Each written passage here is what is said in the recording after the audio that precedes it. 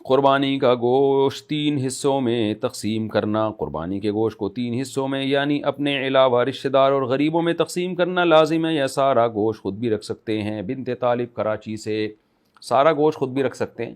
لیکن مالدار کے لیے بہتر ہے، جو پورے سال گوشت کھاتے رہتے ہیں ان کے لیے بہتر ہے 1/3، 1/3 صدقہ کر دیں، 2/3 کھا لیں اور مہمانوں کی دعوت بھی کریں، اس میں سے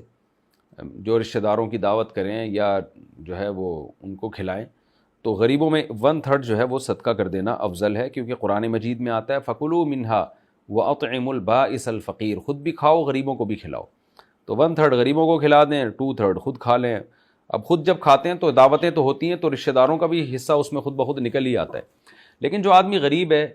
جس بیچارے کو پورا سال گوشت کھانے کو مشکل سے ملتا ہے، یعنی ملتا تو ہے لیکن کم ملتا ہے، اور اس کے بچے بھی زیادہ ہیں، اہل و عیال ہیں اس کے لیے افضل یہی ہے کہ وہ اپنے بچوں کو پہلے ترجیح دے اور وہ سارا گوشت خود رکھ لے، کیونکہ دوسرے غریبوں سے اپنے بچوں کو ترجیح دینا یہ زیادہ ضروری ہے۔ تو اپنے بچوں کو پورے سال آپ گوشت کھلائیں، یعنی پورے سال تو نہیں چلے گا قربانی کا گوشت، ظاہر ہے وہ ذائقہ ہی خراب ہو جاتا ہے، یعنی پورا خود رکھ لیں۔ تو غریب آدمی جس کے اہل و عیال ہوں، وہ اس کو لیے افضل ہے کہ وہ خود رکھے سارا گوشت، صدقہ نہ کرے، تاکہ اپنے بچوں کا پیٹ بھرے، وہ بچوں کو گوشت کھانے کو ملے۔